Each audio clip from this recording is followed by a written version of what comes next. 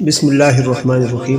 بلعام بن باعورہ یہ شخص اپنے دور کا بہت بڑا عالم اور عابد و زاہد تھا، اور اس کو اسم اعظم کا بھی علم تھا۔ اپنی جگہ بیٹھا ہوا اپنی روحانیت سے عرش عظیم کو دیکھ لیا کرتا تھا، اور بہت ہی مستجاب الدعوات تھا کہ اس کی دعائیں بہت زیادہ قبول ہوا کرتی تھی۔ اس کے شاگردوں کی تعداد بہت زیادہ تھی۔ مشہور ہے کہ اس کے درسگاہ میں طالب علموں کی دعوتیں 12,000 تھی۔ حضرت موسیٰ علیہ السلام قوم جبارین سے جہاد کرنے کے لیے بنی اسرائیل کے لشکر کو لے کر روانہ ہوئے تو بلعام باعورہ کی قوم اس کے پاس گھبرائی ہوئی آئی اور کہا، حضرت موسیٰ علیہ السلام بہت بڑا اور نہایت ہی طاقتور لشکر لے کر حملہ آور ہونے والے ہیں، اور وہ چاہتے ہیں کہ ہم کو ہماری زمینوں سے نکال دے اور یہ زمینیں اپنے قوم بنی اسرائیل کو دے دے۔ اس لیے آپ حضرت موسیٰ علیہ السلام کے لیے ایسی بد دعا کر دیجئے کہ وہ شکست کھا کر واپس چلے جائے۔ آپ مستجاب الدعوات ہیں، اس لیے آپ کی دعا ضرور قبول ہوگی۔ یہ سن کر بلعام بن باعورہ کانپ اٹھا اور کہنے لگا، تمہارا برا ہو، خدا کی پناہ، حضرت موسیٰ علیہ السلام اللہ عز و جل کے رسول ہے، اور ان کے لشکر میں مومنوں اور فرشتوں کی جماعت ہے، ان پر بھلا میں کیسے اور کس طرح بد دعا کر سکتا ہوں؟ لیکن اس کی قوم نے رو رو کر اور گڑ گڑا کر اس طرح اصرار کیا کہ اس نے کہہ دیا،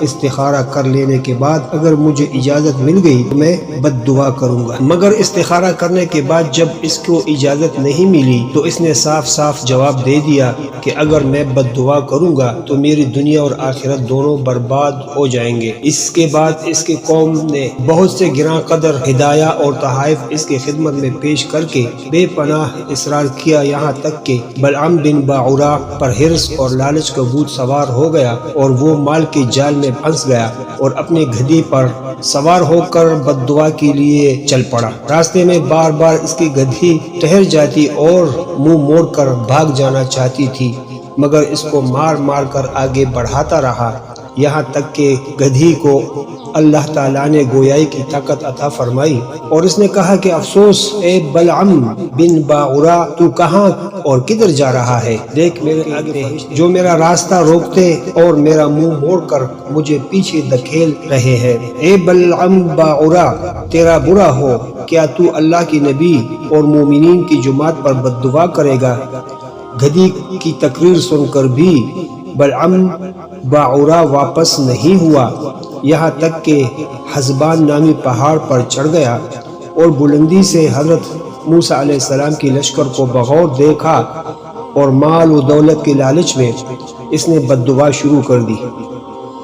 لیکن خدا عز و جل کی شان کہ یہ حضرت موسیٰ علیہ السلام کے لیے بد دعا کرتا تھا، مگر اس کی زبان پر اس کی قوم کے لیے بد دعا جاری ہو جاتی تھی۔ یہ دیکھ کر اس کی قوم کئی بار اس کو ٹھوکا کہ اے بلعام، تم الٹی بد دعا کر رہے ہو۔ تو اس نے کہا، اے میری قوم، میں کیا کروں؟ میں بولتا کچھ اور ہوں اور میری زبان سے کچھ اور ہی نکلتا ہے۔ پھر اچانک اس پر غضب الہی نازل ہوا کہ ناگہاں اس کی زبان لٹک کر اس کے سینے پر آ گئی۔ اس پر بلعام بن باعورہ اپنی قوم سے رو کر کہا، افسوس میری دنیا و آخرت دونوں برباد و غارت ہو گئے۔ میرا ایمان جاتا رہا اور میں قہر و غضب جبار میں گرفتار ہو گیا۔ اب میری کوئی دعا قبول نہیں ہو سکتی، مگر میں تم لوگوں کو مکر کی ایک جال بتاتا ہوں۔ تم لوگ ایسا کرو تو شاید حضرت موسیٰ علیہ السلام کی لشکر کو شکست ہو جائے۔ تم لوگ 1000 خوبصورت لڑکیوں کو بہترین پوشاک اور زیورات پہنا کر بنی اسرائیل کے لشکر میں بھیج دو۔ اگر ان میں ان کا ایک آدمی بھی ان کی طرف راغب ہوا تو پوری لشکر کو شکست ہو جائے گی۔ چنانچہ بلعام کی قوم نے ان کے بتائے ہوئے مکر کی جال بچھایا اور بہت سی خوبصورت دوشیزاؤں کو بناؤ سنگار کرا کر بنی اسرائیل کے لشکر میں بھیجا، یہاں تک کہ بنی اسرائیل کا رئیس ایک حسن و جمال پر فریفتہ ہو گیا اور اس کو اپنے گود میں اٹھا کر حضرت موسیٰ علیہ السلام کے سامنے گیا اور فتویٰ پوچھا کہ اے اللہ کی نبی، یہ عورت میرے لیے حلال ہے یا نہیں؟ آپ نے فرمایا خبردار تیرے لیے یہ حرام ہے، جلدی اس کو اپنے سے الگ کر دے اور اللہ کے عذاب سے ڈر۔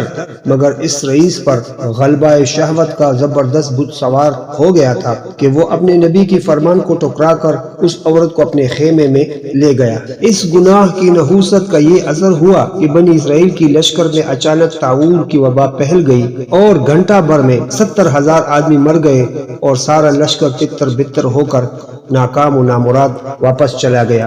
اس کا اثر حضرت موسیٰ علیہ السلام کی قلب مبارک پر بہت بڑا صدمہ گزرا اور بلعم بن باعورہ بارگاہ الہی میں مردود ہو گیا اور آخری دم تک اس کی زبان سینے لٹکتی رہی اور وہ بے ایمان ہو کر مر گیا۔